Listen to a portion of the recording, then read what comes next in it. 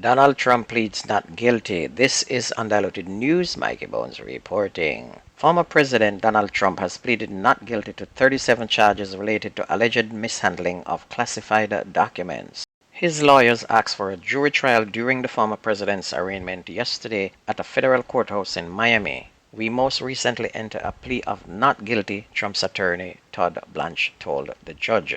And during the hearing, Trump sat hunched over with his arms crossed and a scowl on his face. He did not speak. Trump's aide and co-defendant Walt Neuter was also arrested, fingerprinted, and processed. He had an initial appearance yesterday but will not be arraigned until June 27. And here's what else happened at this hearing, which ended after roughly 45 minutes. Magistrate Judge Jonathan Goodman ruled that Trump could not communicate with Naughter about the case. The judge also told prosecutors to make a list of potential witnesses that Trump can't communicate with about the case except through counsel. The judge did not, however, place any travel restrictions on either defendant. The Justice Department recommended that both Trump and Naughter be released, but with no financial or special conditions. Prosecutor David Harbach said that the government does not view either defendant as a flight risk. He has now claimed that the classified documents found at Mar-a-Lago were planted in the boxes after they were obtained by the Department of Justice. And this man is such a big joke. Unbelievable. He have about 3 more arrests to come, mark my word. Meanwhile, in Ecuador, a 76-year-old woman who was declared dead at a hospital astonished her relatives by knocking on her coffin during her wake, and the incident has prompted a government investigations into the hospital. Relatives left the hospital behind and rushed retired nurse Bella Montoya back to the hospital after the wake Friday in the central city of Babahoyo, son Gilberto Barbera told the Associated Press. Ecuador's health minister said that Montoya was in intensive care Monday at the Martin Isca Hospital in Babahoyo. A technical committee has now been formed to review how the hospital issued death certificates, the minister said in a statement. And you can see that them almost buried the poor woman and she not even dead. Meanwhile, them burned down the PNP constituency office in St. Catherine again. Investigators from the Jamaica Fire Brigade are seeking to determine the cause of a fire which destroyed the People's National Party constituency office in southeast St. Catherine yesterday morning. Emilio Ebanks, public relations officer at the Jamaica Fire Brigade, said that units from the fire brigade responded to a call at 2 o'clock, and that last month a fire also caused minor damage to that same building. After the selection of Dr. Alfred Dawes as the party's candidate for the constituency, there has been some disquiet among supporters who backed his opponent, Alric Campbell, who is councillor for the Edgewater Division. Meanwhile, the police have now released the image of a woman they believe can assist them with the information relating to the death of 8-year-old Danielle Rowe. The image of the woman was developed using an electronic facial identification technique, and anyone with information on her whereabouts is all to call the Halfway Tree Police. Danielle was taken from Britain Primary and Infant School in Portmore in St. Catherine last Thursday and was later found with her throat slashed in St. Andrew. She died in hospital on Saturday following surgery. Meanwhile, an AK-47 rifle was seized in Windsor Heights in Central Village in St. Catherine yesterday. The police said at about 10:40 p.m. an operation was being carried out in the area when the firearm was found in bushes, and no one was arrested.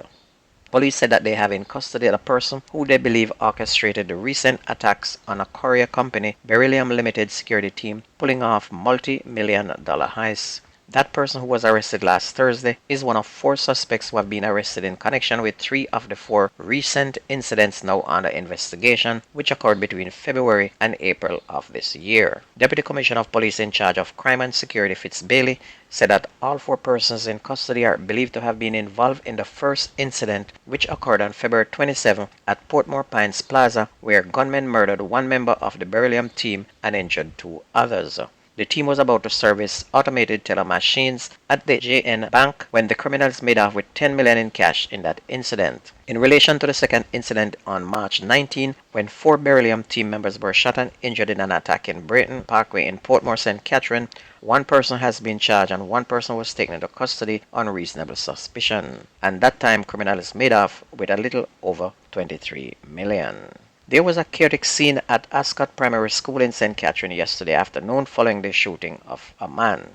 A taxi operator known as Russian was shot and killed in that attack. and it's reported that about 2:40 p.m., the taxi operator was picking up students after school was dismissed when a man walked up and opened fire on him. The injured man was rushed to hospital where he was pronounced dead. An investigator who visited the scene said that the attack, which was carried out in clear view of scores of children, has left them all traumatized. Several spent shells were recovered at the scene, and no motive has been established for that attack. Onto sports, the door is now open for Real Madrid to try to sign Kylian Mbappe because the French superstar decided not to extend his Paris Saint-Germain contract into 2025. Karim Benzema's sudden departure from Madrid leaves the Spanish giant short of a star striker, and Mbappe perfectly fits that spot. And it could be third time lucky for Madrid after Paris Saint-Germain rejected an offer of 180 million euros for Mbappe in 2021. Madrid missed out again last year when Mbappe, amid frenzied speculation that Madrid would get him to join, signed a new deal with Paris Saint-Germain. Meanwhile, his teammate Lionel Messi on Tuesday confirmed he doesn't think he will play in another World Cup in an interview with Chinese media after the 35-year-old led Argentina to victory at last year's tournament in Qatar.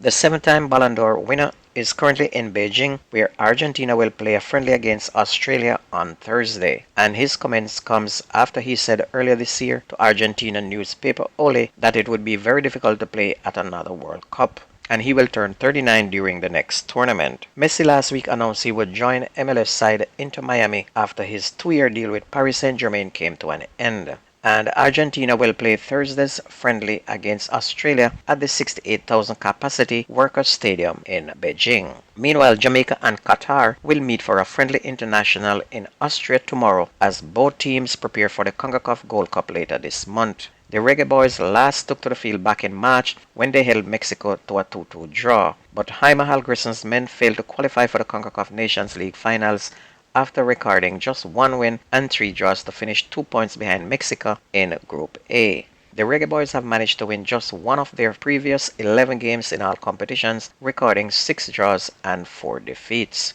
Right now, the Jamaica team looks good with a lot of international stars, and with the tactics and skill of the new coach, they should probably get a good result against Qatar. They might not win, but they should probably start to come in and playing much better. The game is at midday tomorrow. And if you ever miss the news and sports on this radio station, please go to YouTube, type in Jamaican Undiluted News, listen, like, share, and subscribe to keep it going. My name is Mikey Bones. I gone.